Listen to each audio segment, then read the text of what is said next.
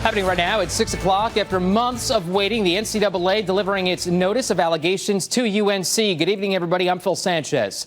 The university will now have 90 days to respond to those findings. Chancellor Carol Folt and Athletic Director Bubba Cunningham are in the process of coming up with a strategy, they say, to soften any penalties the university may face. Last fall, the Weinstein report found that more than 1,500 students took irregular classes that never met in the African and Afro-American Studies Department. Half of those students were athletes. The NCAA recently disciplined Michigan, Miami, and Syracuse for academic violations as well. But the NCAA reversed course in the Penn State sanctions. You went outside of protocol in NCAA and the Penn State ruling. We need you to stay within protocol here. So the NCAA is going to be confined by their bylaws to make rules. They can't make a sweeping penalty phase out of this just because everybody's clamoring for pressure. They're going to have to do it within the confines of their structure. The university also issuing this statement in response saying, quote, "We take these allegations very seriously. We will carefully evaluate them to respond within the NCAA's 90-day deadline."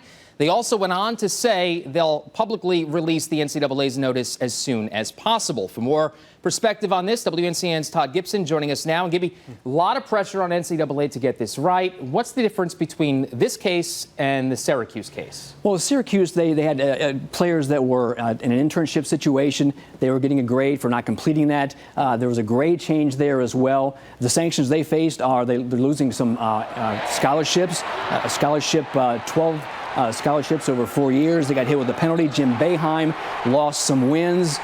So I guess you could say it would be similar to what's taking place at Syracuse. They also got banned, a one-year ban as well. So it could possibly be very similar to what happened with Syracuse. Scholarships probably the worst part of this whole deal for any athletic program out there. When will we find out what their punishment is and what's the process? Can you believe it might take a whole year for this to be resolved? Right now, what Carol Folt's doing and Bubba Cunningham are doing, they're looking at the accusations. They're saying, okay, we agree with this, we agree with this, we don't agree with this, don't agree with that. Right. And right now, they're looking at all that situation right now. They're formulating a game plan to go back to the NCAA to say, okay, we agree with you in this, don't agree with you in that.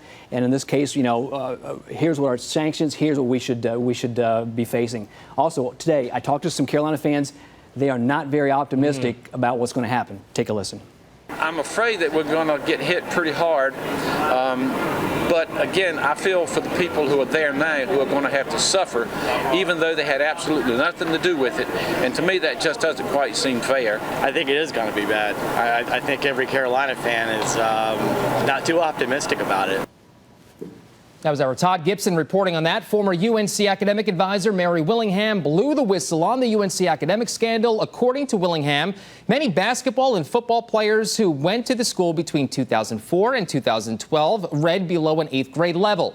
The African and Afro-American Studies Department later dissolved at UNC because of fake classes. And back in 2012, the NCAA punished the UNC football program for improper benefits. The team received a 1-year bowl ban and lost 15 scholarships over 3 years. It capped a 2-year investigation that found players received jewelry and gifts from people outside the program. You can read much more about the UNC academic scandal on our website, WNCN.com. We'll take a turn now. Memorial Day weekend.